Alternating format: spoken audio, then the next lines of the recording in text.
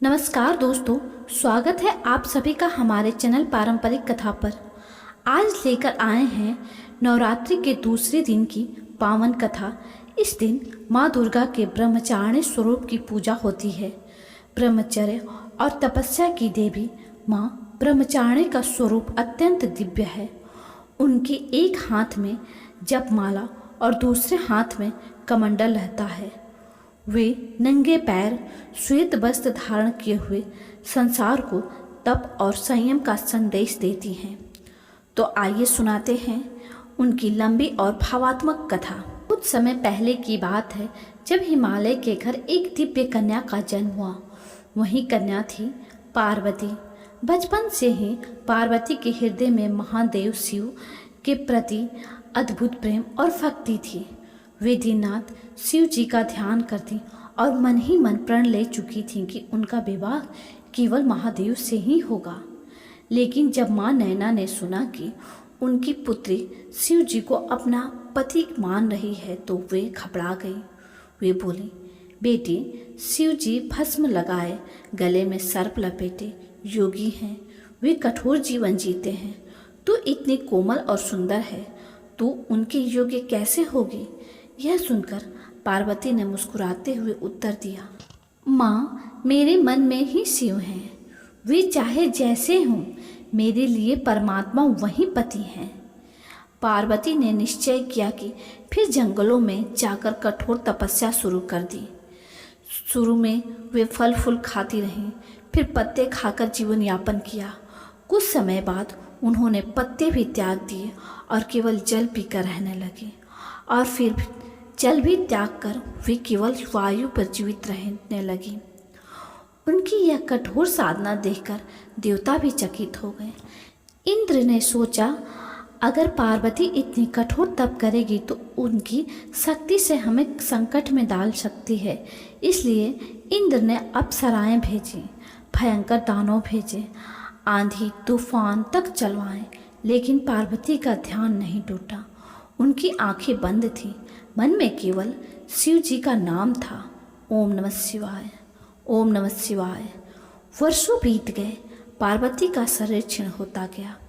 वे कृतकाय हो गईं, लेकिन उनके मुख पर तेज और आंखों में भक्ति की ज्योति और भी बढ़ती गई। तभी देवताओं ने उन्हें नाम दिया ब्रह्मचारिणी, यानी वह देवी जो कठोर तप और संयम की प्रतिमूर्ति हो। अंततः महादेव उनकी तपस्या से प्रसन्न हुए। वे स्वयं पार्वती के सामने प्रकट हुए और बोले, हे ब्रह्मचारिणी, तुम्हारी साधना ने मुझे प्रभावित किया है। तुम्हारा संकल्प पूर्ण होगा। अब तुम मेरी अर्धांगिनी बनोगी। तुम्हारे बिना मैं भी अधूरा हूँ। यह सुनते ही पार्वती की आंखों से खुशी के आंसू बह निकले। वर्षों की तपस्या सार्थक हो गई और यही तपस्या आगे चलकर पार्वती को महादेव की पत्नी माँ पार्वती के रूप में स्थापित करती है। तो दोस्तों, यही थी माँ ब्रह्मचारिणी की पावन कथा। माँ ब्रह्मचारिणी की पूजा करने से साधक को धैर्य, तप और आत्मसंयम के प्राप्ति होती है।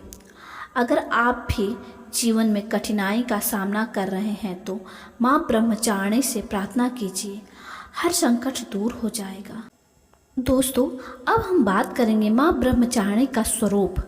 माँ ब्रह्मचारिणी नौ दुर्गा का दूसरा रूप है।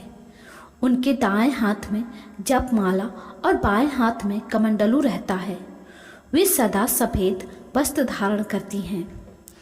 इनका स्वरूप अत्यंत शांत, सरल और तेजस्वी है। उन्हें तप की देवी भी कहा जाता है, क्योंकि उन्हें भगवान शंकर को पति के रूप में पाने के लिए कठोर तप किया था। माँ ब्रह्मचारिणी की पूजा कैसे करें? नवरात्रि के दूसरे दिन सुबह स्नान करके स्वच्छ वस्त्र धारण करें और घर के मंदिर में इस विधि से पूजा करें। पहला, संकल्प ने माँ ब्रह्मचारिणी की पूजा का संकल्प लेकर अपने व्रत की शुरुआत करें।